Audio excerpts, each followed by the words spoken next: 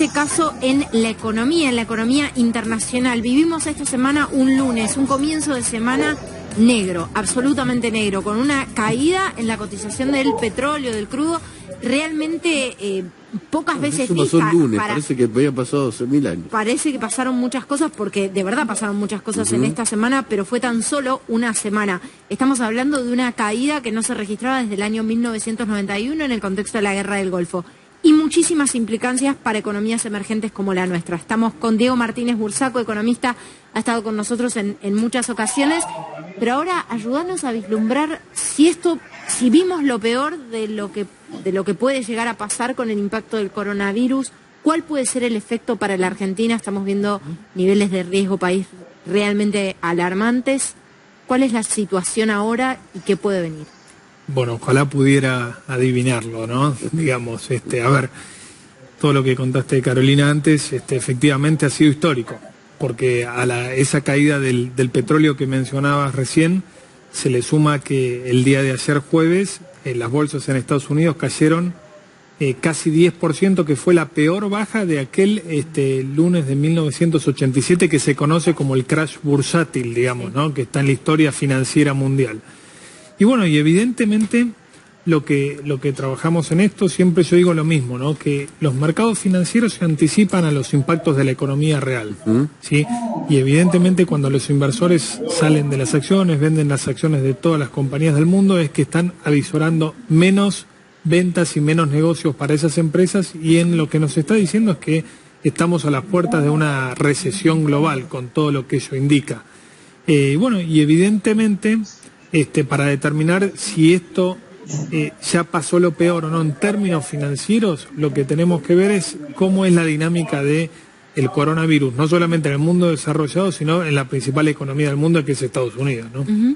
En ese sentido, ¿fue para vos acertado el mensaje que manda hoy Donald Trump diciendo esto es una emergencia nacional, y de alguna manera mostrando que entendía la gravedad del asunto, cosa que se le cuestionó en un primer momento? Yo creo que lo impulsó la situación financiera y también los asesores a llevar a tomar esta medida drástica, ¿no? Porque en todo momento es como que el mandatario norteamericano había subestimado en cierta medida el efecto del coronavirus sobre la economía norteamericana, y digamos la gran fuerte caída que se produjo el jueves fue después o en respuesta a una conferencia de prensa y a un mensaje por cadena que había dado la noche anterior, digamos, no convenciendo en cuanto a la gravedad de la situación y las medidas que planeaba tomar. Así que creo que en virtud de la experiencia que se tiene con lo que pasó en Europa, atacar el problema con mucha anticipación puede ser muy costoso de corto plazo para la economía norteamericana y la economía global, lógicamente,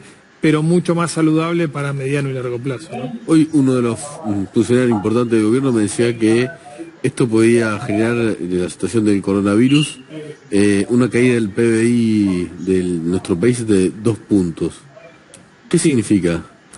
Bueno, lamentablemente todo esto es un cálculo, ¿no? Que obviamente en realidad parecería, digamos, a ver, lo que no hay que confundir es de dónde venía Argentina y digamos, cuánto se puede profundizar, digamos. Argentina viene mal y estaba mal, y la confianza en la economía estaba bastante endeble, y la actividad estaba bastante parada, digamos. Y esto profundiza. ¿Por qué profundiza? Porque si había algún motor de los que todavía quedaba encendidos, era justamente el sector por ahí exportador, que, digamos, eventualmente, aún con el enfrentamiento entre el campo y, digamos, el gobierno por el tema de retenciones, bueno, era el motor para generar dólares en la economía, y evidentemente todo este impacto en la economía mundial lo que va a provocar es una recesión no solamente en la actividad económica, sino en el comercio internacional, y eso nos pega de lleno.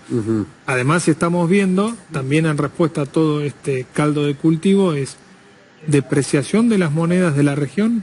El real brasileño llegó a casi 5 reales por dólar, máximo histórico, el peso chileno también, el peso colombiano, el peso mexicano, y eso, digamos, pone presión al dólar en la Argentina y también a los precios de las commodities, digamos, ¿no? De la soja, maíz, trigo, etcétera. Entonces, evidentemente el impacto va a ser grande, más allá de que nosotros recién nos estamos preparando para la pandemia, digamos, ¿no? Sí. Quizás este fenómeno, como como pocos antes, nos recuerda primero que de nada sirve aislarse, porque si hay un cimbronazo en el mundo nos afecta y mucho, Y en segundo lugar, también enfatiza la situación de vulnerabilidad, o mejor dicho, expone la situación de vulnerabilidad económica en la que está la Argentina, ¿no? Sin duda. Mirá lo que están haciendo todas las economías desarrolladas. Están anunciando planes fiscales expansivos, es decir, más gasto para el tema de la salud, y también se prepara recortes impositivos, estímulos para el crédito. Cuando esto pase, cuando esta pandemia pase y se encare un atisbo de solución, esos países van a salir mucho más fuertes del estancamiento económico o recesión que puedan sufrir de corto plazo. Argentina tiene poco margen fiscal. Primero porque las cuentas están en desequilibrio fiscal. Segundo porque los argentinos no creemos en el peso. Entonces emitir pesos en este contexto es aún más peligroso. Y tercero, porque esto seguramente va a tener una implicancia en al menos un delay en lo que es la negociación de la deuda argentina. El gobierno me decía lo contrario. Pero bueno. Están los optimistas que dicen que todo este ruido financiero le conviene al gobierno porque los acreedores aceptarían cualquier cosa, digamos, a cambio de sacarse los títulos argentinos encima o tener algo que pueda valer más. Y estamos los que creemos que este ruido financiero es perjudicial para la negociación. Fíjate que los rumores eran que ya en estos días se tenía que estar presentando la oferta a los acreedores y ese cronograma muy ambicioso del propio gobierno se estaría demorando, es decir que ya arrancamos mal. Ahora, ¿cómo dar certidumbre en un contexto como este, ¿no? Donde la Argentina, como decíamos, la Argentina está en una situación de mucha vulnerabilidad y encima el mundo se está sacudiendo como pocas veces antes, ¿no? Sí, yo creo, creo que el gobierno tuvo bastante rápidos reflejos. En un primer momento había subestimado el tema del coronavirus en el impacto de la actividad global y de la llegada a la Argentina. Y ahora, hay que seguir las políticas que más han funcionado en todo este proceso que es nuevo para el mundo, digamos, ¿no?